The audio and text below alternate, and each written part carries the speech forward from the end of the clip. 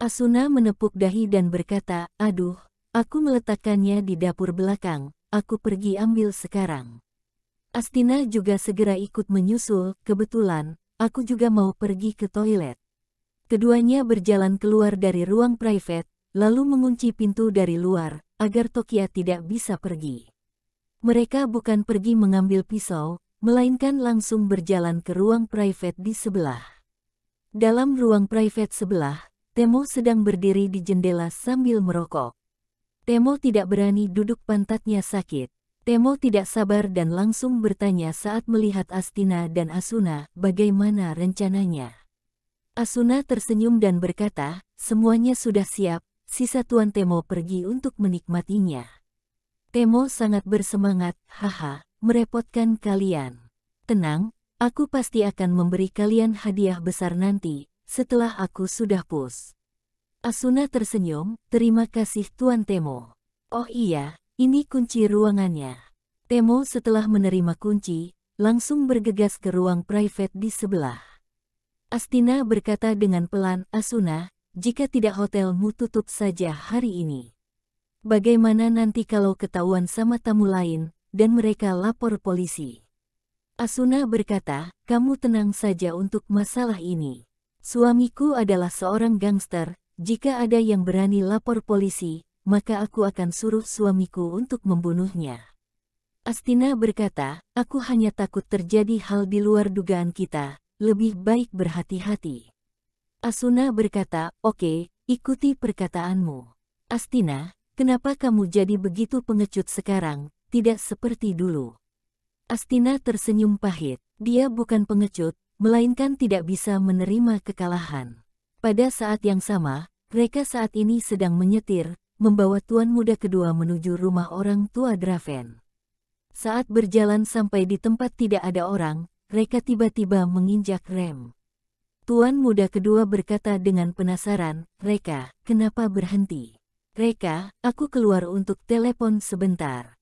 Selesai berkata, Reka keluar dari mobil dan menelepon ke sebuah nomor. Reka menelepon ke sebuah nomor dengan asal dan berpura-pura sedang telepon agar dilihat tuan muda kedua. Setelah menelepon, Reka kembali ke mobil, dan berkata dengan wajah yang sangat suram, katakan, apa sebenarnya tujuanmu? Tuan muda kedua tertegun, apa maksud perkataanmu ini? Aku takut orang tua Draven mati kelaparan karena tidak ada yang menjaga mereka. Maka itu baru, Reka berkata, tetapi aku barusan telepon ke orang tua Draven, mereka bilang mereka sama sekali tidak sakit. Napas tuan muda kedua mulai terengah, bagaimana mungkin? Jelas-jelas aku mengambil HP mereka, berkata sampai di sini, tuan muda kedua baru tersadar bahwa dia telah membocorkan masalah, dan segera menutup mulutnya. Reka menatapnya dengan wajah sangat sinis, apa kamu tahu? Hal yang paling aku benci dalam seumur hidupku adalah orang lain menipuku. Katakan sejujurnya padaku, siapa yang mengutusmu, apa tujuannya membawaku pergi? Jika tidak, kamu tidak akan sanggup menanggung akibatnya. Tuan muda kedua berkata menyangkal, kamu sedang bicara apa? Aku tidak mengerti, tidak ada yang mengutus aku. Reka tiba-tiba memukul atap mobil. Setelah bunyi dentuman, mobil sedikit bergetar, pukulan Reka membuat atap mobil berlubang besar. Tuan muda kedua seketika ketakutan hingga seluruh tubuh gemetaran. Tenaganya sangat besar, bahkan bentang saja belum tentu bisa menabrak atap mobil hingga berlubang. Kenapa si tukang sakit-sakitan ini sekarang berubah menjadi begitu hebat? Reka, aku beri kamu kesempatan terakhir, jika tidak mau bilang, jangan salahkan aku bersikap kejam. Tuan muda kedua adalah orang desa, tidak pernah mengalami keadaan seperti ini, dia menjadi ketakutan. Tuan muda kedua hanya bisa mengatakan yang sejujurnya, oke aku katakan, seorang pria bermarga Skyes datang mencariku, dia berkata jika aku bisa membawamu ke desa kami, maka akan memberiku 100 juta. Aku sekarang masih belum mendapatkan uang tersebut. Reka bergumam, bermarga Skyes. Temo, apakah dia? Reka mengeluarkan HP, dan memperlihatkan foto Temo kepada tuan muda kedua. Tuan muda kedua segera mengangguk, benar, dia.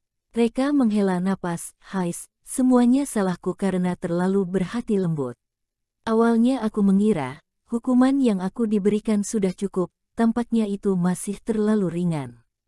Sudahlah, kedepannya lebih baik langsung basmi hingga ke akarnya. Tuan muda kedua membuka pintu mobil dan mau melarikan diri. Reka segera meninjunya dan tuan muda kedua langsung pingsan.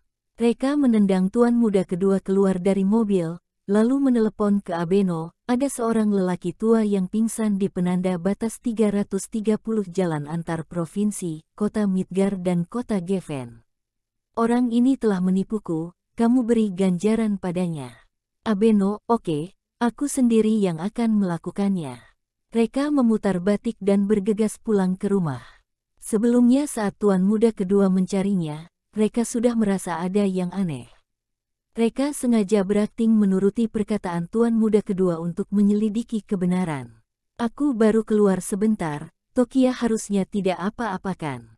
Tapi semakin mengkhawatirkan sesuatu, maka akan semakin menjadi. Reka datang ke gedung pusat Tomota Group, dan menyadari ruang kantor Tokia kosong. Reka buru-buru mengeluarkan HP dan menelepon Tokia. Alhasil, HP Tokia dalam keadaan tidak aktif. Hati Reka mulai panik. Sit, Temo sialan, bertindak begitu cepat. Reka segera menelepon Petrus Eropah. Petrus, segera bantu aku lacak nomor telepon Tokia. Petrus berkata, oke, aku segera suruh orang untuk melacaknya. Tidak sampai 2 menit, Petrus sudah mengirim pesan padanya, HP Nona Tokia telah mati. Tempat terakhir sinyal HP-nya terdeteksi di restoran Sunrise. Restoran Sunrise, kata Reka mengulang, aku segera ke sana. Sekalian bantu aku selidiki, apa latar belakang restoran Sunrise. Sangat cepat, Reka tiba di restoran Sunrise. Tetapi, restoran Sunrise tutup. Tutup di saat puncaknya jam makan, terlihat jelas ada yang tidak beres. Tanpa berkata apa-apa, Reka langsung menginjak pedal gas. Mobilnya seperti badak gila, langsung menabrak lurus ke pintu restoran Sunrise. Bang! Sebuah bunyi dentuman, membuat pintu lipat bagian luar dan pintu kaca bagian dalam hancur berkeping-keping. Kecepatan mobilnya tidak berkurang sedikit pun, langsung menancap ke tengah lobi, setelah itu baru berhenti. Suara dentuman yang besar, membuat Astina dan Asuna terkejut. Asuna sangat marah, Sit, si buta mana yang menerobos masuk. Satpam, ikut aku untuk membunuh bajingan itu. Sekarang adalah momen bahagia Temo dan Tokia, tidak boleh ada orang yang mengganggunya. Jika tidak, janji Temo ingin memberikan investasi sebanyak 20 miliar padanya, akan menghilang. Dalam mata Asuna, kesucian Tokia sangat tidak sebanding dengan investasi 20 miliar. Astina awalnya juga ingin ikut turun untuk melihat, tapi Astina berhenti saat melihat Reka turun dari mobil.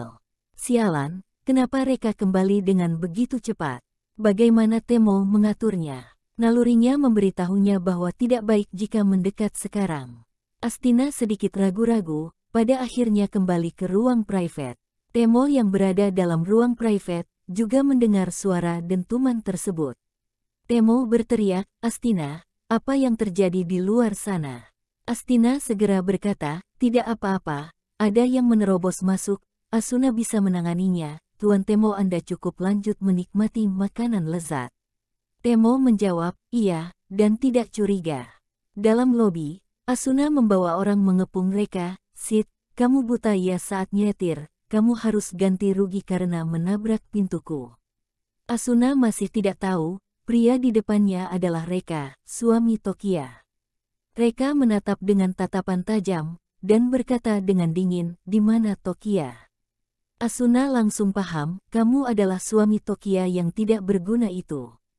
Hehe, oke kalau kamu ingin tahu keberadaan Tokia. Tapi sujud dan anggukan kepala 3 kali dulu serta minta maaf pada Astina, katakan padanya waktu itu kamu buta maka itu meninggalkannya dan memilih Tokia. Tokia ternyata berada di sini. Lagi pula, masalah ini kemungkinan besar ada hubungannya dengan Astina. Astina, sungguh wanita sialan, tidak bertobat. Kalau begitu kali ini aku akan membuatmu mati ketakutan. Pupil Reka mengecil, Tokia mungkin dalam bahaya. Reka segera berjalan naik ke lantai atas. Asuna berteriak, "Sid, kamu tidak punya telinga. Aku suruh kamu berlutut dan minta maaf." "Guis, hajar dia." Wajah sekelompok preman yang dibawa Asuna menyeringai dan menyerang ke arah Reka.